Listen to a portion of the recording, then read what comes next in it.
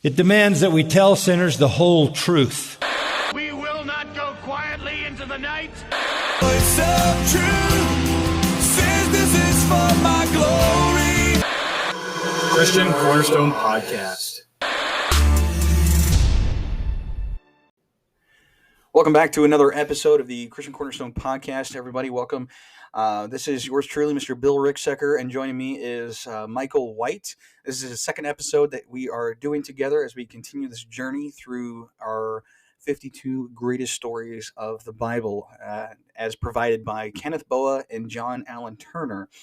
We'd encourage you to get this book. It's a wonderful book, really cool. They do have some really funny comments within the book itself. So have a little bit of a laugh, as well as gain some biblical insight to the particular events that we're discussing with each week. Now, we are slowly getting our bearings. This is the second week that Michael and I have done this together. So we're refining this and talking a little bit. We'd enjoy your feedback. Absolutely love your feedback. You know, what do you like? What don't you like? What would you like us to improve on?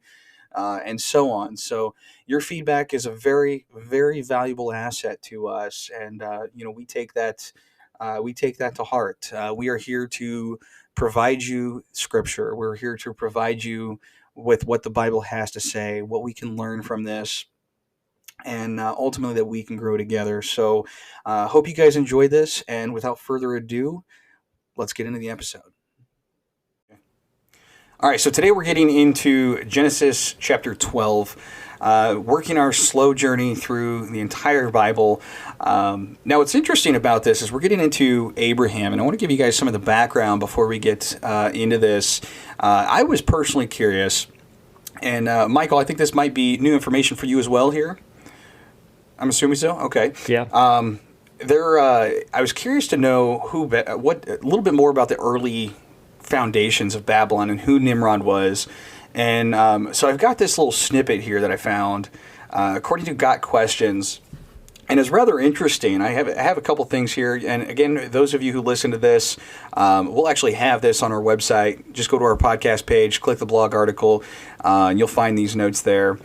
But Nimrod and Babylon, they had some really interesting early foundations, and the historical information we have is very limited. So what information we have, what information you can trust is questionable, but this comes from a reputable source, gotquestions.org. They've got an article on Nimrod, and here's some of the things in which they have. A little short article says, many legends have sprung up around Nimrod. In Jewish legends, Nimrod promoted the worship of many gods and was a sworn enemy of Abraham, whom Nimrod tried to murder, according to Genesis Rabbah 38:13, which I believe is referring to a Jewish text. This is not, for the record, this is not our Christian biblical Genesis 38:13. Islamic literature also teaches that Nimrod and Abraham battled one another. The Quran in chapter 21, as well as chapter 37, cite these. Scottish minister and writer Alexander Hislop, by the way, love his book, The Two Babylons. It's a long, lengthy read. You got to check it out. Alexander Hislop, he claims that Nimrod was married to some name I can't even pronounce, but he was married to somebody, a famous queen of the ancient world. And this information here is speculation, so it's not 100% sure if this is accurate, but it's still interesting in itself. Equally unsubstantial, sustainable. I don't even know if I pronounced that word correctly. We're going to continue. Readers, you can correct me. Are the descriptions of Nimrod from Jewish historian Josephus, another wonderful man. I read his stuff. It's fun stuff. Who links Nimrod to the building of the Tower of Babel. Nimrod, he said, would be revenged. I messed that up. Nimrod said he would be revenged on God. Okay, that's why it's confusing here. This is old text, trying to modernize the language.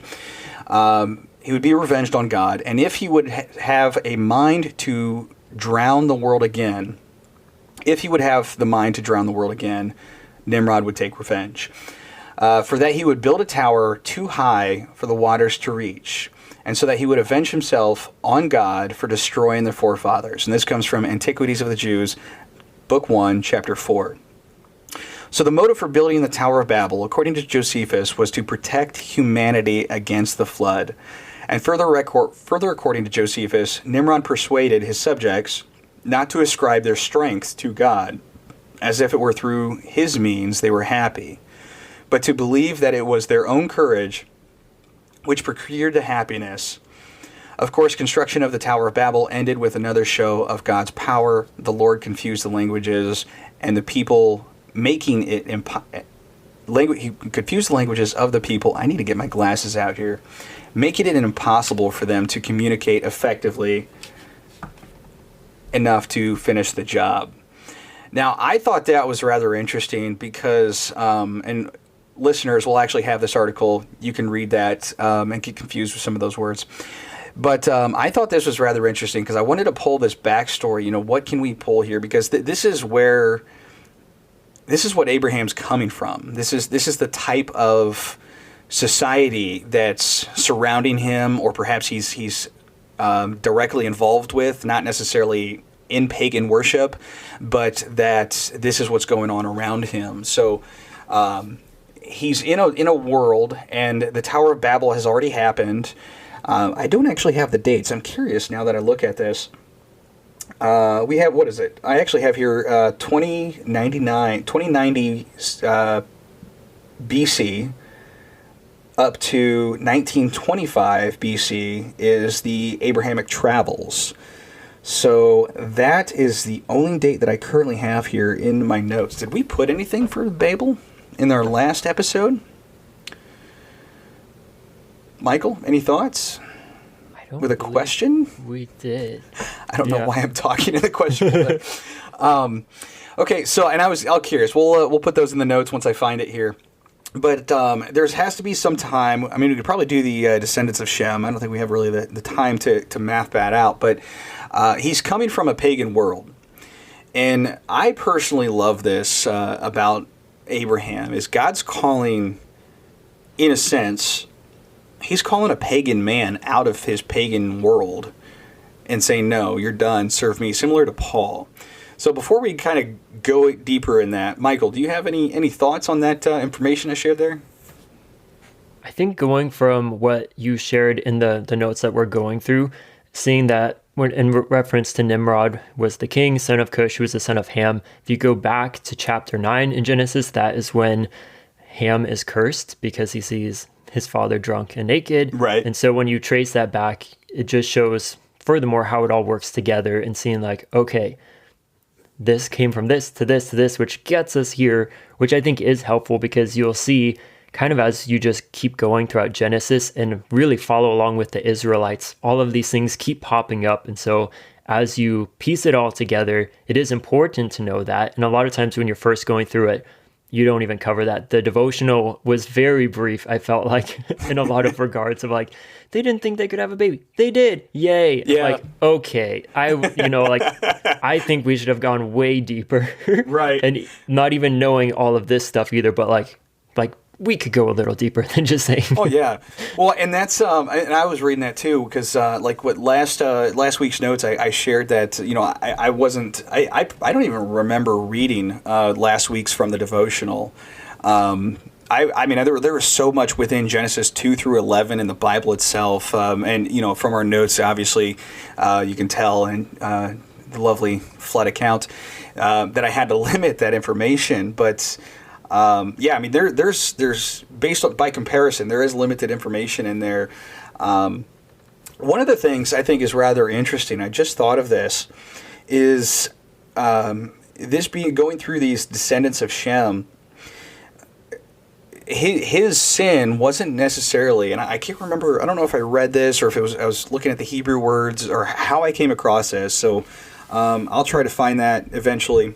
But one of the things I thought was interesting is he wasn't simply cursed because of I saw my father drunk and naked. It was actually more of a perversion. So, he's walking in on Noah and whatever's going through his mind. We don't have anything in the text to really tell us, but he's got a sinful mindset. Either he's coming at his father in a mockery and look at you, you've turned yourself to a piece of trash because you're there drunk, and completely naked. Or there was even deeper perversions for his father. I mean, that itself is unknown. But what I think is rather interesting, and again, if I can find the source of this, I'll be sure to share it in the article itself. Is that was the primary reason why he was cursed was because of the perverted, whatever it is he was thinking, saying, behaving, whatever was going on. So, and then on contrast to that. And we're kind of digressing here, going back prior to 12, but it's still interesting, is the other two brothers, Ham and Japheth, they're turning their backs, and, we have respect for our father. We're not going to, and it's also to put Shem. I was about to put shame to shame. It's saying Ham was the bad one, because then it says, blessed be the Lord, God of Shem, and then God extended Japheth. Let me go back and read that because I was actually taking your word. 922. There's 3 of them to. I know. That I was kind of. Let's see here. But it's still on track with what you were saying. I think in that point too. And I don't. Let me do a quick Google so I don't have to skim through all of these different scriptures. Yeah, I think for the listeners too, the funny thing I got out of that, going way back then, was that my notes had said basically the first person to make wine drank to excess. And that was another thing that I don't drink. I didn't grow up in a family that did. And I've just seen through my own life, it's better for me just to stay away from it, to not dive into that temptation. And so I'm do not more people read this? Noah went through so much, and then he's oh, let's plant some grapes. Let's make wine. And then, man, what came out of it was not so great for the one son, right? that did not, was not respectful, as we were saying. Yeah, and you are correct. It was Ham. And like I said, I was kind of taking your earlier assumption, and then you corrected yourself. So yeah, I mean, it was Shem. Not Shem. I have a note here in my Bible that says Shem's descendant, so that kind of stood out. But yes, it was Ham who saw that. So Shem and Japheth would be the ones who are covering their father. And even so, within that, I mean, they're doing so. This is one showing a respect to the father, Noah, at that time. He was still their father. And then is also a shame to Ham too, because it's Ham, while you were looking at Dad while he's drunk and naked, we're not even going to dare look at him. So I mean, there's two aspects that I see are taking place, and then obviously they cover him, curse, and so on. History takes place. But even so, that the similar principle I wanted to get to on that is, and let me look through this descendant here. Actually, I have it in the notes. He has a. Where did we get Shem? Because I have here in the notes. Abram comes out of Shem. So Shem was the good. He got the blessing, and then it goes from Shem to Abram. Okay, so I think that shows how he did get the blessing from Noah. It kind of follows along this story of out of that came Abram, and then God really uses Abram. Okay, yeah, and I got that confused here because this was a couple minutes ago, but I was assuming you're talking about Shem being the descendant, and then here seeing the notes that he's a descendant of Ham, which that actually makes more sense to the narrative and the thought process. What I'm getting here, and I think is actually interesting, because Abraham being a descendant of Shem, righteous son, and then Nimrod being a descendant of Ham, unrighteous son. It really kind of goes to show the ladder doesn't fall far from the tree.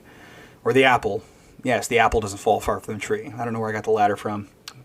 But, so yeah, I mean, and that itself, as I'm seeing this here, it seems to show that there might have been, and I don't think we have a lot of information to support this, at least there's not information that I personally know of.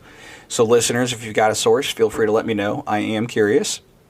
But it shows that, to me, that Ham itself was unrepentant from his initial acts that caused his father to look down on him. So, and then from that, after leaving his father, he's going further into pagan worship. Thus brings Cush, thus brings Nimrod. And then this is where we're at today. Now, my question for you, I don't think have you seen, because I was thinking about this as I was putting this together, have you personally seen Russell Crowe, I think who it was, the movie about Noah? No, I haven't. No? It's, it's not 100% biblical, but the illustration behind it I think is really cool. It's not a movie I would teach little kids saying, hey, this is the flood account. But because they have angels, i.e. watchers, i.e. stone giants, helping Noah build the ark.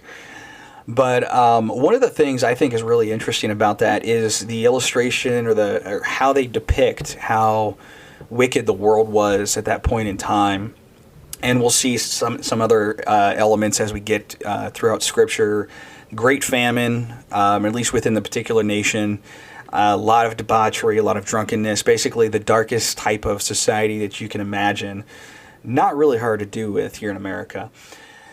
But that illustration that they gave, when I read the Noah's account and I see this call from Abraham or call to Abraham, I kind of picture that in my mind of the possibility of this is the society that they lived in. That it was so corrupt, so paganized, that this was literally what they were doing. People were fighting to survive. They were cannibalizing themselves. I mean, the wicked of the wicked. And I can't really speak much for Babel during this time of Nimrod's reign.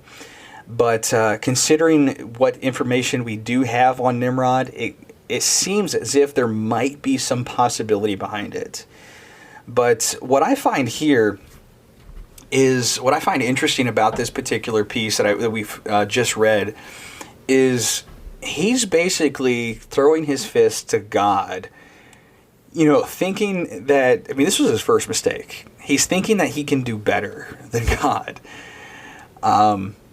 with this. And so, God, I don't want you to destroy my people, so I'm going to build a tower that's higher than those waters. And then, we see that he's continuously at rebellion. And the fact that he's, what do we say here? What does this article say? He was at war with Abraham, sworn enemy of Abraham. So there was some righteousness with Abraham. And I don't personally think Abraham was a true believer at this point in time. Feel free to correct me, feel free to disagree with me, but because of what he's come out of, and what we do have, this is really where his life begins for us, as far as we are aware of. We don't have anything prior to this. But I think is really interesting is that he's being chosen to come out of this type of nation that's completely at war with him. And Abraham himself was not, to my knowledge, I'm kind of leaning towards this, but he was part of the tribe of Ur, which, did I actually put these? I think I did put those in my notes. Probably not. No, I think that was one of the things that I deleted, the 2+ pages, whatever it is I wrote. But he's called to leave Ur in verse 2.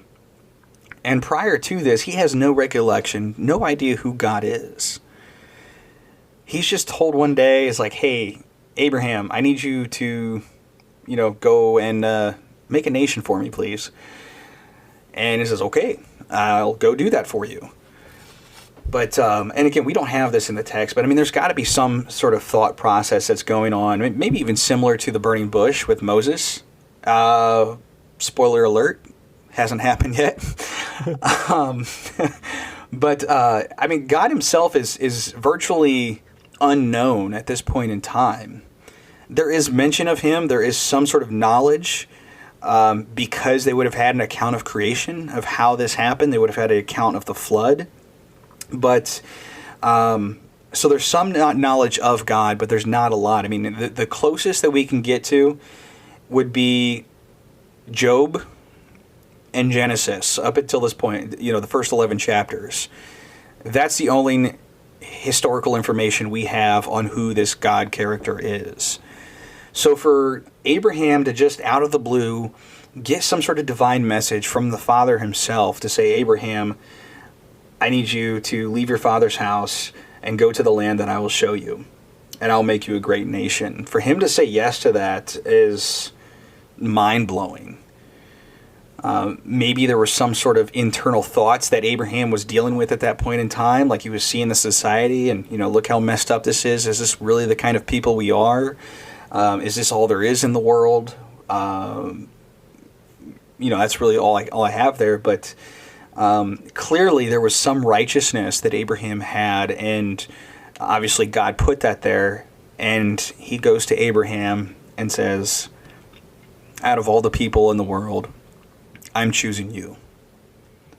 So I just find that to be really, really cool. I mean, every time I read this bit there, I'm just like, okay. I mean, that's it. Like, makes you wonder if you would do the same in your own life if you got another, such a radical call or like feeling from God, that God is speaking to you of like, go out and do this. And you're like, I would totally do that. But then when you think he left, because I know when I grew up too, they talked about he was like nomadic for, I think, the rest of his life, right? He was living in the desert, and then God tells him to move here. Then they go to Egypt. Then they come back. Then they go back to Egypt. That's where I'm at currently in my church's reading. And like, which I think we'll get to that when he loses focus. That's coming up. But he does it again, and then they go back to where they came from. And so I always thought too, like, man, that would be hard, because there are people that like to do that. They just travel all over and they never have a set place, which I'm like, that sounds awful. Right. But like as a kid, I'm like, oh, he's a poor old man in a tent. But even during that time, it talks about he had servants and slave, like when it says, circumcise everyone in your crew, and then do this for everyone, bring all your sheep, all your cattle, all of this. I'm like, man, he was blessed throughout that even too, because he had a lot going for him. So it changes what I had always thought growing up when you're rereading it as an adult.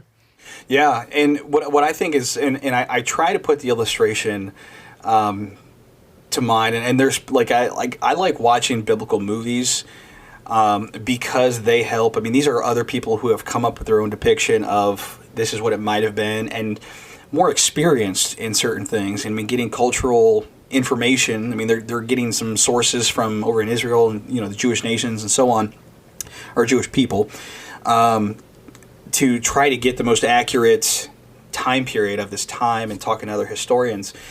But even with that, I mean, that's a very helpful tool. We still don't know if it's 100% correct. So I'm always fascinated by these things, by the what if or how, what this might have looked like. But yeah, I mean, he was absolutely blessed. And what's interesting is the blessing itself. It came after. Actually, I think I have that here. Yeah. So let me actually ask this question. I think I actually asked this already, but if you want to fill in some gaps there, out of everybody, what's the reason? I did ask that. We'll continue on. I asked a second question too. We'll just keep this up. What might have been going through his mind with this experience? So I think I kind of threw away spoilers. Yeah.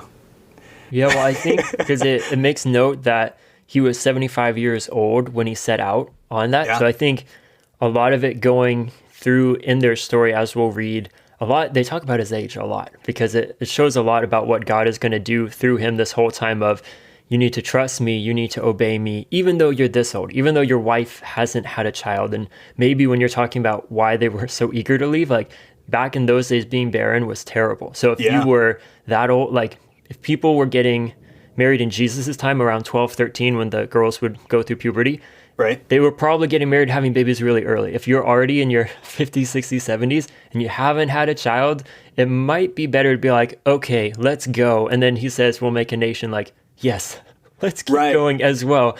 But that comes up all throughout as like, they were this old. And then we'll talk about it coming up, but like, God makes the promise, but guess what? It's still like 25 years before. Like he's 100 when Isaac comes.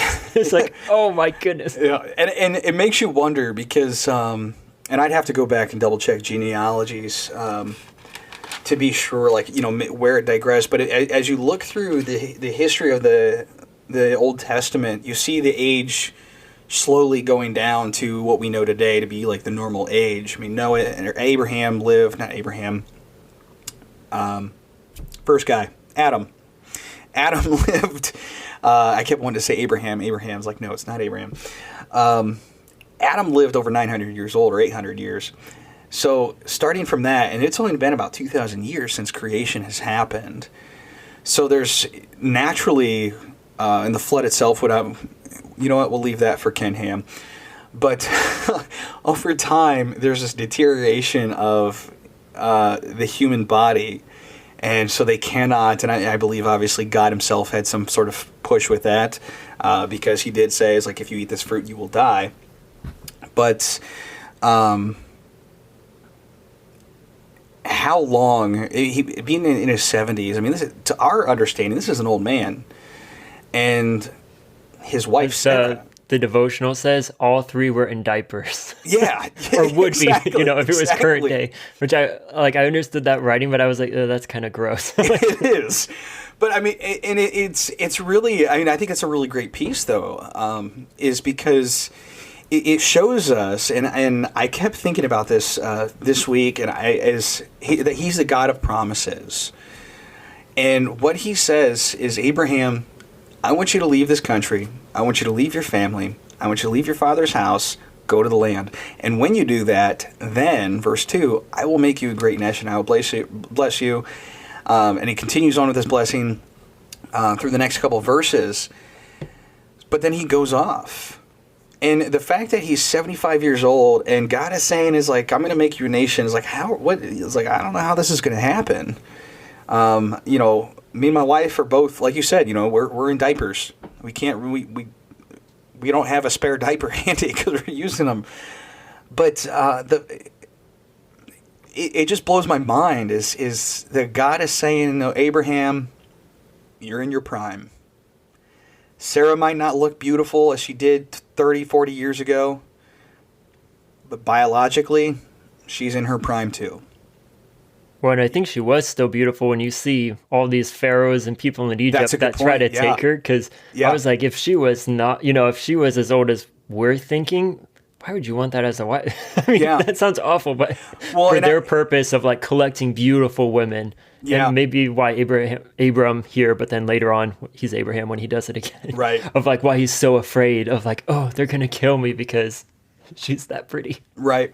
Well, and that makes me wonder too, is like, would she have looked like a normal 75-year-old woman that we have today? Or because the culture was different at the time, that obviously the diets were different, the environment no big was different. pharma. Yeah, no big pharma. I mean, was she a 75-year-old woman but looked like she was in her 30s? Well, obviously have no way of knowing that, but it's just kind of interesting because, I mean, she's beautiful. Is she beautiful for a 75-year-old, or is she just, this is a babe and I want her in Pharaoh's court kind of thing? So, anyways, we're kind of going off in a little direction there, but and I think that's interesting. I got the Bible open here because that's what we do. We read the Bible here. So Abraham left in verse 4, just as the Lord told him. Lot went with him, 75 years old, as you mentioned, and I'm skimming this here. He takes his wife, nephew Lot, everything that they have. And then they enter Canaan. And I think all of the possessions, and we'll get to this next couple verses. Where are we at? Okay, next couple verses here. There was a famine in the land. And make sure, I want to make sure, because I have a thought, and I want to make sure that, okay, it's going to be in the next paragraph. But the idea that there's a famine, I mean, this isn't just like your normal, we're low on food kind of thing. When the Bible's really talking about a famine, it's similar to what Egypt dealt with. Oh, I'm sorry, will deal with. Again, spoilers. For some reason, I'm thinking we're further in Genesis than what we actually are. And this is the last we get of Genesis. Yeah. And next week we're going to go to Exodus. I think that's why. And subconsciously, because maybe. I mean, I don't have any particular thoughts that's going through my head. I'm just kind of, as I'm thinking this through, I'm thinking, okay, we're like in chapter 48 of Genesis kind of mentality. But no, we're at the very beginning. So, but yeah, I mean, there's a lot here. but I think it's really interesting that there's this famine here is so bad, and it appears as if he's going out of God's will or away from God's guidance, because there's no indication that God gave him permission to go to Pharaoh, go to Egypt, and say, hey, we need some food. Can you help us out? It's just he did that on his own. Now, was that sinful? I don't know. I think it's kind of 50-50. There's no indication here that going to Pharaoh was a bad idea, according to God's standards and what God wanted for them. There's no indication that God is rebuking him for going to Egypt. But I think there's some slack, some leeway as far as they obviously didn't have the written word of God at this point in time, but there is some slack in regards to listening. I wouldn't say listening to God's guidance. With as much as he provides, we are obligated to follow these directions. When God says this, we're to obey. And as Christians, we have that desire to obey. And up until this point, as we see here, that's what Abraham did. Leave the land, and leave everything and go. It's like, okay, well, I'm going to. So he gets to a point in which says, okay, well, there's a famine, we're hungry. I need to provide for my family. Let's go see what they have. And so they take that initiative.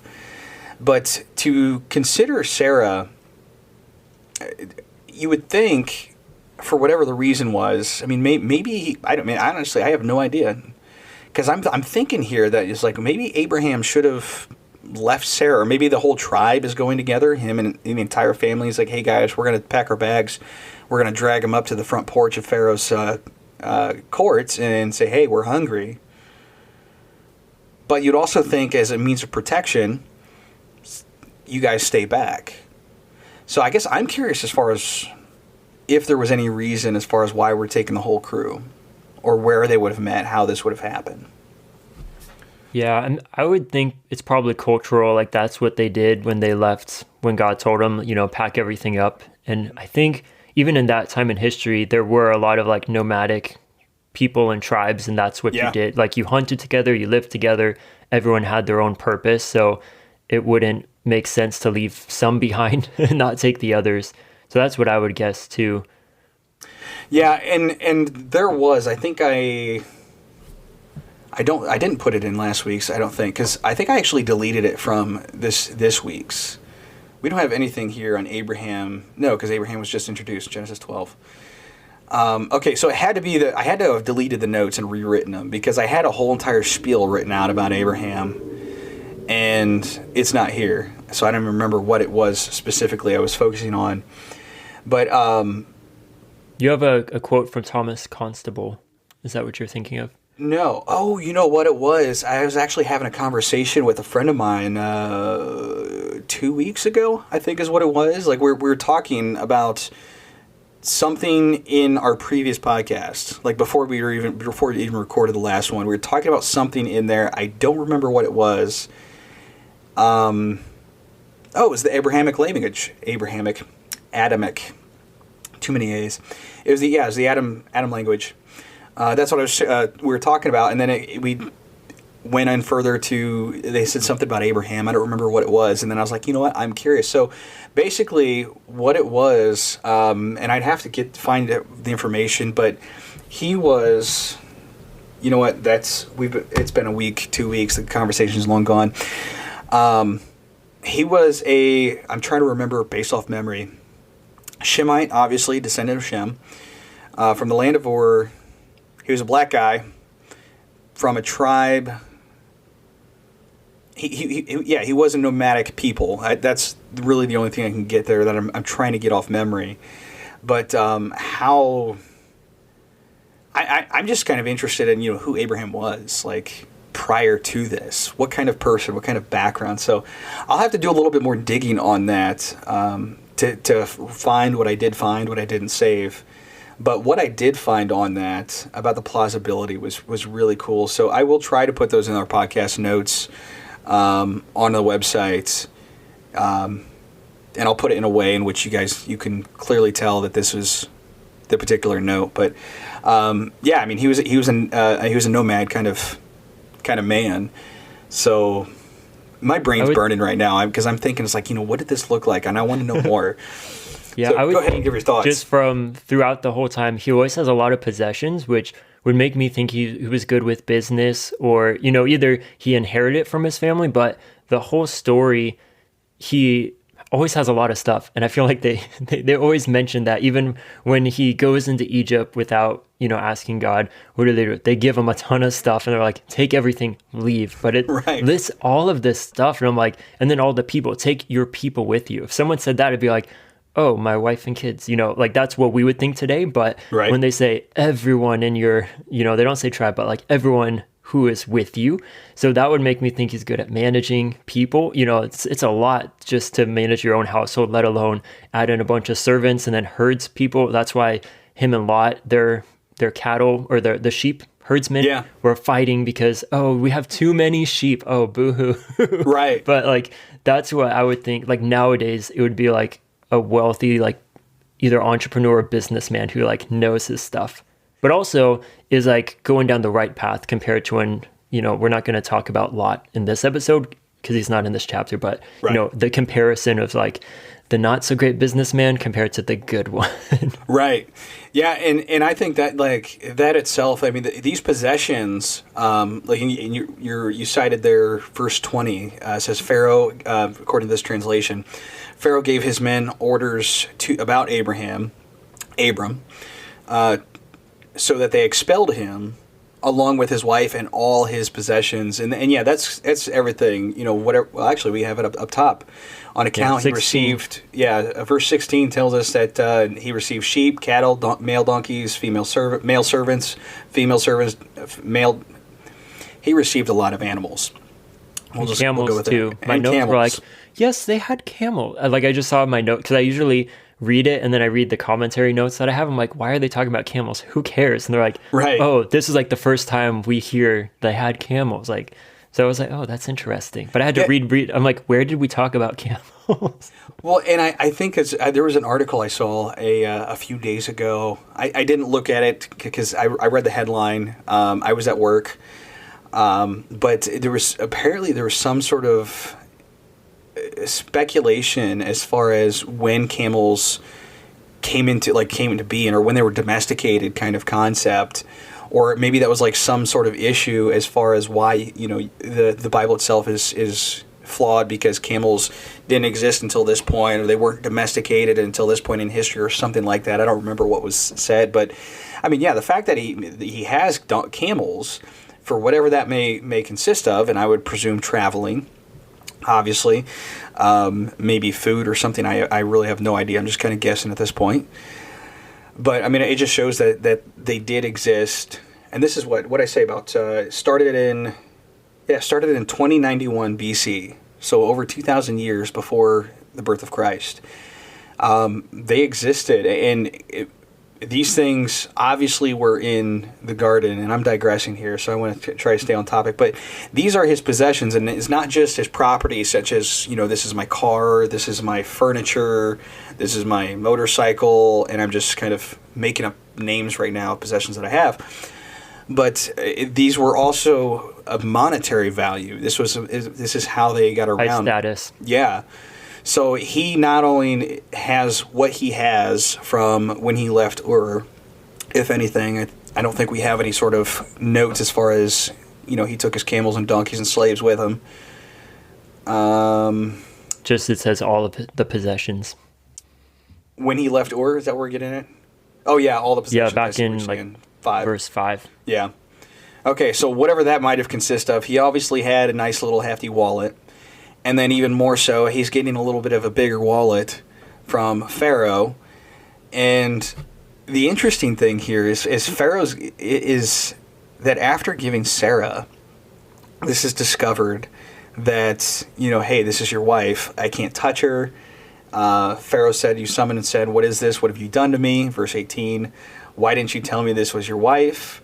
And why did you say this? She is my sister, and so I took her so that I would take her to be my wife. And now here is your wife. Take her and go." So another interesting point here is, yes, it was his sister. I think, did I put this in the comments?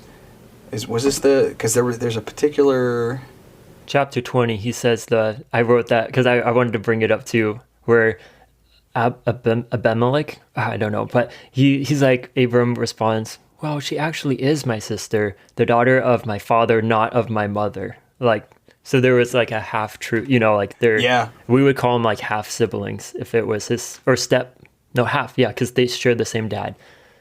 Well, and what's interesting, I don't have this in the note here. I want to read this because I thought that was kind of interesting if I can find it. Where am I at? 20, verse 2:1. I want to go down to 17. I'm just looking at the commentary notes, scrolling it here. There was a particular piece in regards to being a sister I thought was rather interesting. So this was actually, it wasn't specifically... let me find this, and I will just read that particular note, and because I don't want to screw this up. Oh, there's the camel comment that I thought of. So it wasn't an article; it was actually the commentary that I was reading about the camels. No. Okay, where are you at? That's verse 16. His truth continued.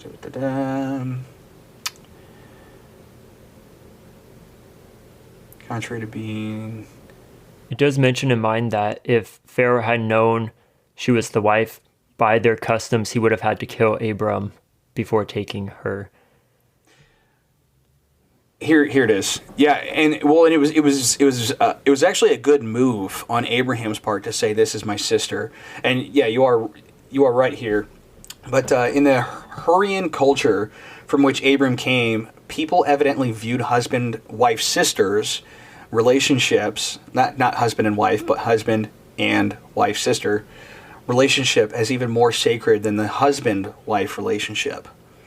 According to this view, when Abraham went to Egypt, he assumed that the Egyptians also regarded the husband and wife-sister relationship to be more sacred than the husband-wife relationship.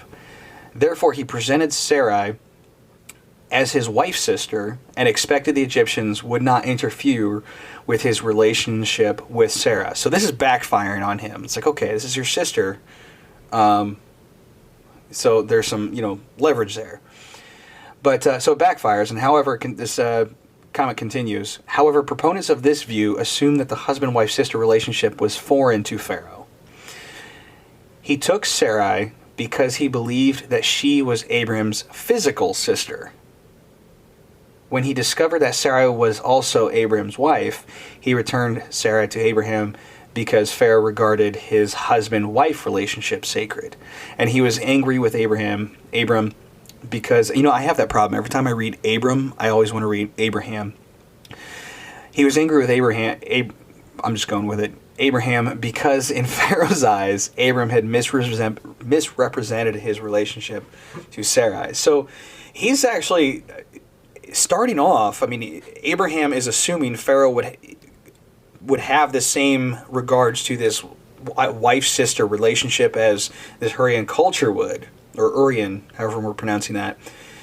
So while Abraham, in his cultural understanding, is raising his wife to a higher status, Pharaoh, on the other hand, in his view, it would have been a higher status for her to be raised to, "This is my wife." So, the only thing that makes me think he is being deceptive is because he does the same thing again. Kind of like anytime he's afraid, even if he knows, like, technically, it's like us too, like, technically, you can justify everything, and someone who wasn't a Christian would be like, "You're completely fine doing that." And you're like, no. But if you're actually living by God and how he wants you to, then it becomes a little less of the technicalities. Because I always am just frustrated when I read that. I think it shows, you see all throughout the Bible how God uses fallen people, and we all are fallen too. We all sin. So that's not to say I don't want blessings too, even though I'm bad.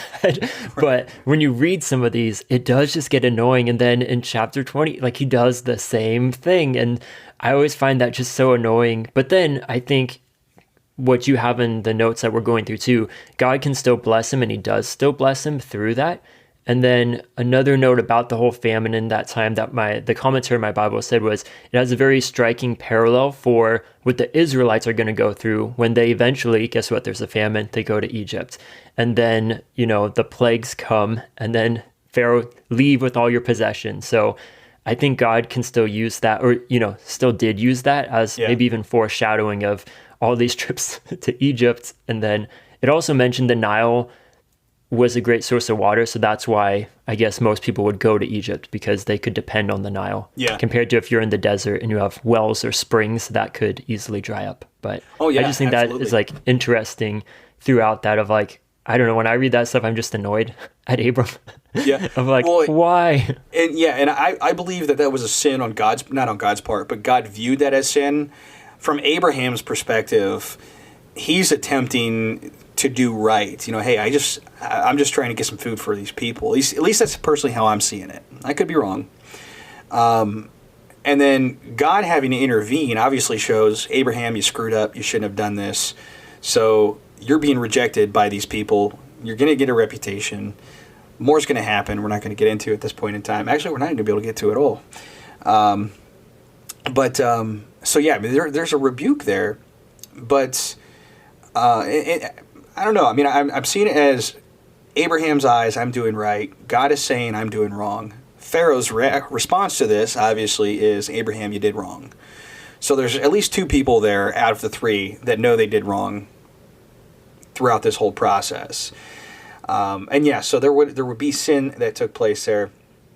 But, and like you mentioned, and I think this is really the best thing that we can grasp from this. And you read that, you read that conclusion aspect there, that God will protect his plan even when his people are complicated and deceptive.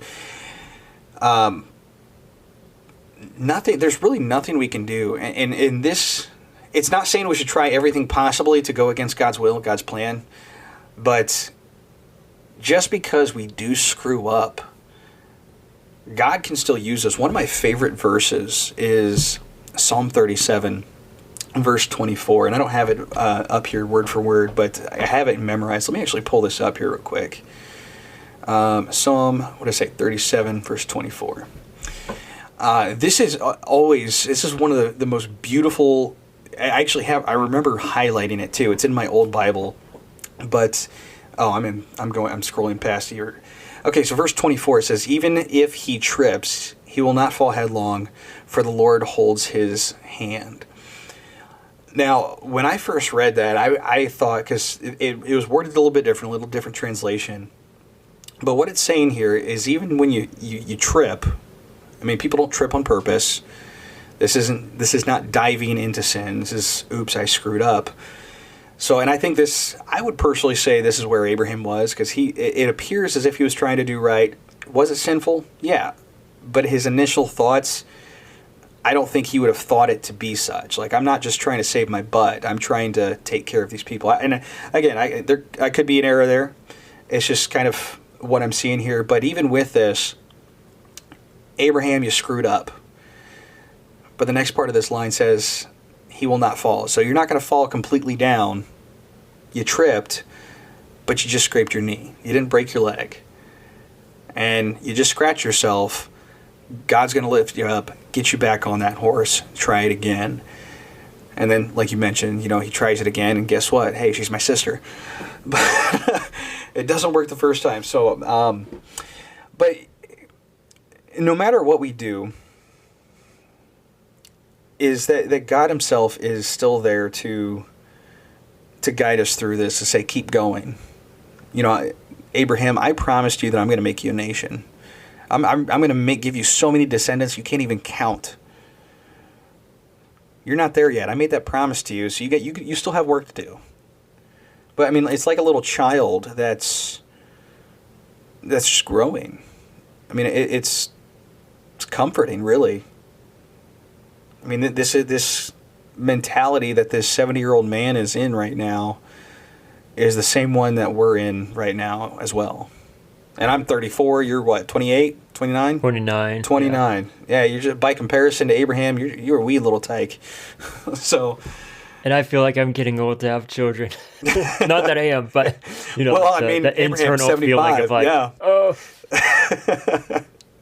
Yeah. yeah. And I think that's what, as we get towards the end of this, like the devotional was really hitting on, is that, God made his promise, Abram trusted and believed and obeyed.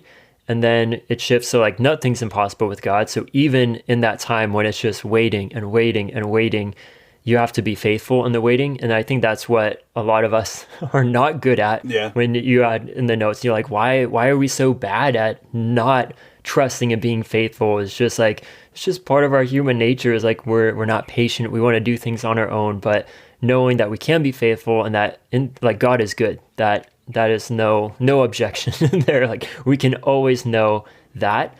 And then kind of on the Wednesday day, it talked about, like, who do we put our hope in? Like as people, like what are we doing that currently? Because that you see in society and culture, like people are putting their hope in the wrong things. And guess what? It doesn't end well, but rather like God can offer and sustain us, and that he is our hope. So he not only provides hope, but he becomes our hope. And I think that's what the world nowadays doesn't have. And you see as things fall apart of just like, man, what are we putting our hope in? And it's in man. It's definitely not in God. Yeah. Well, and as you're sharing that, I mean, we do that a lot, and like, and I think that's what's beautiful. What's very beautiful about God is, like I mentioned, he's the God of promises. But even when we as believers do that same thing, we have this calling on our hearts, whatever that might be. And we say, well, maybe I can do it this way. And God says, no, I want you to do it differently. I mean, yeah, this is a way that it could happen, but this is not the way that I planned it to happen. And we're not getting into that in this episode here, but we see that with Sarah and Hagar and Ishmael. Is God promised him at this point in time, the only thing he's promising is, I'm going to make you a nation. And I don't believe we have it here. I think we got a couple chapters, so we're not going to get into it in this episode. Unfortunately, we're not going to get into it at all. But he's being told he's going to have a kid. And anyways, sorry, I was trying to look for that particular verse. But Abraham himself, he tries to take this into his own hands. With his wife's permission, he sleeps with Hagar, has a child, and then God goes off and tells him, that's not what I was talking about. I didn't say I was going to make you a nation through your servant. What I mean is I'm going to make you a nation through Sarah. Yeah, Ishmael's your son. Love him. And then, obviously there's more that happens throughout that, but I have somebody else in mind. It's not Ishmael that this nation's going to come. It's Isaac. And I mean, what we can learn from that is that the directions we take, like you said, I mean, we don't rely on man's ways. We rely on God's ways. His thoughts are greater than our thoughts. His ways are greater than our ways.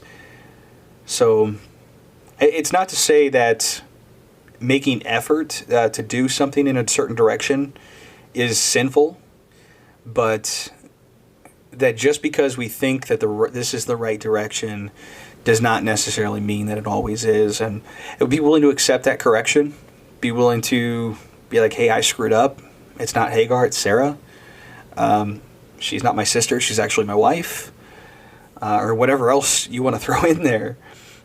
But and that it's really a beautiful thing. It's just, to go through experiences like that, and they do suck. I'll admit that. It's like, yeah, I did something, I screwed up, I feel really bad for this. It's so shameful, I don't even want to talk about it. But then you look in God's word and he says, I still love you. And I that's not obviously word for word in there, but that there's nothing. Never leave nor forsake you. Yeah. All of that too. Yeah. And I'm also thinking of Romans chapter Romans, where I want to get this word for word. Nothing can separate us from the Father's love. I want to say. Neither 8? height nor depth nor Yeah, I'm That trying one? to remember. Yeah, I'm trying to remember the chapter. that we are more than conquerors. That one. Nope, I don't think that's it. Anyways, it's in Romans. You can check it out. Basically, it's all throughout the Bible. Yeah, yeah. There you go. You'll see it time and time again. It's in the Bible chapter. So feel free to look into those chapters and verses. But and Todd Friel. I don't know. Do you listen to Todd Friel, Wretched Radio? No. Okay, he does that. I think too. you sent me a clip of one of them, but he was a little intense. He is. Not so much the soothing voice. I was just like, oh, this is a lot to listen while I'm walking the dog. Well, yeah, and you gotta get used to it, like to really get his character. I mean, it's kind of cool. He's the host that knows everything. He's always right. I mean, that's kind of the general rule of thumb. The talk show host is always right. But he's in the mindset of, and that's kind of what I was thinking there. That whole mumble I did a minute ago is when he's trying to quote a verse and he says, "Well, I got this verse," and he just mumbles. He says it's in blah blah blah, mumbling the chapter, and it's in this verse here, somewhere, just to make it sound as if I just said the book and verse. You just didn't hear it because of the sound quality, kind of thing. Yeah. But yeah, and. Yeah, it is all throughout the Bible, and we see this even here with Abraham. It's like, even though he screwed up, I'm still going to keep going with you. And I think, did we get through all those questions that I actually had originally? Because I was kind of going off on other thought process. Here we go. Here's one that wasn't mentioned. Yeah. With a track record of God being the God that keeps his promises, for more than 6,000 years, and that's from creation to where we exist now, why is it so difficult to trust this God of promises? So, and I would start with that. And I guess, Michael, I want to ask you that question. Do you have any thoughts there? Why is it difficult for us to trust the God of promises? I think just because we are sinful and we want to be focusing on ourselves, do things our own ways, or think we can't live the right path, oh, you become I just can't do anything right. So kind of fall into that, but just like relying on our own understanding, which we should not do. Yeah. I think that becomes really easily, and you just get so wrapped up with all of these things in your life of, I need to make money, I need to do this, I need to wake up, I need to go to bed by this time. Oh, I've got a cold. Oh, look at that. We get so distracted and don't keep our eyes on him. And I think one of the verses I learned a couple months ago was talking about like the God of Abraham. It's always referring back to like, he's the same God always. And like, taking him through, remember the wonders he has done of like taking them out of Egypt. And I think we forget that the God today, the same, he's the same God. Right. Of like the God of ancient days in the worship song that I'd been working on from Isaiah 43. As I think it's so cool because when you say he's the God of ancient days, it almost sounds like you're not being biblical, but I'm like, it says it right here. Like he's the God of ancient days. And in this chapter, that's where we are. Like he's the God of ancient days, like of the patriarchal, like reaching down directly to Abram, who becomes Abraham, and just like, whoa, we don't look at that. Like we forget, I think, to really see like what a big impact that was. Yeah, and I think that's I'd have to agree with you on that. I think it's so hard to trust because we're focused in this, God, I want to trust you. I've had 34 years of life experiences, and I haven't experienced this, or I have experienced something similar to this. It didn't go well. But then, so we're stuck in that tunnel, that narrow mindset, and we're in those times of whatever sort of calamity and suffering and turmoil this is. We're not looking, like you said, we're not looking at that bigger picture. We're not looking at the past 6,000 years. So I think what we could do, really, I think everybody needs to remember that, is including myself, that he is the God of promises. And that's honestly my favorite title as of, I want to say either this year or last year, because I was listening to a lecture by R.C. Sproul. Oh, it was a Christmas one in which he was giving, and it just really hit me. I was like, this encompasses everything God is. I mean, there's a lot of different titles we can give God, but that one really hit me the most. I was like, yeah, he is. Because when he says he'll do something, he says, I'm going to do something. But I think we need to remember, like, my relationship's failing. It's like, here's what I said in my word. Here's what I promised in my word. If you listen to my word, it'll go well. Or I'm having financial struggles. I have hundreds of $1,000s of debt. Well, here's what I said in my word. If you follow my word, I said I will promise I will keep you. I will take care of you. So, there's obviously step processes that we have to take to overcome various struggles and suffering, but to continuously focus on his word and to look at his word, we are looking at this and saying, God, you said this in this chapter, this verse. You said this to this person. You've made that promise, and I believe you're there saying that same thing to me today. But I think that's really where we fail. I think that's where we fail at. We have a narrow focus of history, being our own history, than the past 6,000 years of history that God has given us. So we are running short. I don't know if we've got through too much. I was just kind of going off in different directions, different thoughts. Maybe that's the flow. We start off with commentary and notes, and then we completely throw them to the side. Yeah, I can give what I would say a takeaway could be for listeners. Yeah. How, like, referring to the devotional, because that's what we're kind of going off of as well. It talked about how, and it's been a theme even from last episode to this one, like, trust and obey, even if you are confused, afraid, weary of waiting, you're disappointed, you're frustrated. It's like those things in itself isn't bad, but you need to still trust and obey. And I think what I've seen and what I've heard from other podcasts with married couples when they will go back and forth is like they'll pray about, God, should we do this next step in life? Should we? And I'm always interested by that because I'm like, oh, that's a good thing to know when I'm married. But then also being like, oh, well, you can do that as a single person too. And that's what I've really tried getting into with when I lost my part-time job and then couldn't get a full-time one, and, praying like, God, am I supposed to do my own business? Like mostly how I say that in my life, I'm like, just give me a bad gut feeling, because that's a lot of times I'll see, like, if I feel good about it and like I'm doing my research, following through, then if it's still going, or a lot of jobs I've applied to, I get this terrible feeling after the initial excitement. I'm like, oh God, please don't let this go through. I don't think you want it to happen. But just seeing, like, I think that's something we can all be doing more and more, from like the smallest things of, should I go in this direction? Should I go on this trip? Someone in my home fellowship was having us pray if he should go on a trip. And I'm like, oh, that's kind of odd. I'd be like, let's go. It was it sounded like a fun trip, but it, I think, comes with a lot of wisdom, because he was older and knowing, like, I need God's will, and like, I want to know God's will. And so I think that is something that all of us can do. And you will really see a lot of good change within your own life, even if you are still seemingly in the same spot. Like, I still am not making money. I still haven't found the woman to marry.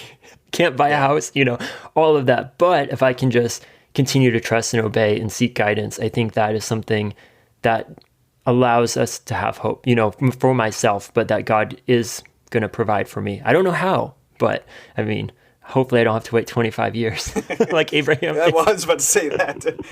Yeah. I think about that quite a bit, because there's various life goals that I'd like to accomplish, and some of them I thought I'd be at this point in time. Some I have, some I haven't, but I was kind of hoping I'd be checking more off the list by now. But at the same time, God knows more about us than we do ourselves. And like, I'll actually have a story to share with you after we get done with this recording. And regardless of what we go through, God's putting us through that to test us, to train us, to equip us. Much like I think we'll talk about maybe in the next episode. I'd have to double check what I wrote there. But I'm going to leave it at that, because I think I did, and I don't want to repeat next week what I'm going to be saying this week. So, that's all I got. We good? Sounds good. Until next week. All right. You take care. Thanks, Michael. Yep. Thanks as well. All right, folks, that's a wrap. That's what we have. That was Michael and yours truly joining in this episode. Actually, not joining. I hope you guys enjoyed that. If you have any questions, comments, concerns, feedback, whatever it is, please feel free to let us know. You can get a hold of us at cc412.org or go to our Facebook ministry page at Christian Cornerstone 412 Ministries and contact us there as well. If you enjoyed this content, we would encourage you to support us. You can do so in a variety of different ways. You can do this by liking, subscribing, and sharing these podcasts with your friends. And you can also rate us, which we would greatly appreciate. Your rating helps us to know if we're doing good or bad or need to improve. So we take that to heart. We'd love to hear from you, love to hear your thoughts. And another aspect that we have in which you can support us is joining our Patreon page. You can find the link in the description of this channel or this description of this episode, as well as on our website at cc412.org and our Facebook page as well. So we encourage you to do that, and that will open up some new avenues for you, some new insights, some VIP goodies. We have a lot in store, a couple we're working on right now, and they will be, depending on what it is, of course, either discounted or free to those who do support us. And your support will help us to offset our current expenses of running this ministry, and it will also help us to expand our outreach in the ministry of the gospel of Jesus Christ. So we thank you for joining us, and until our next episode, you guys have yourself a very wonderful week. God bless.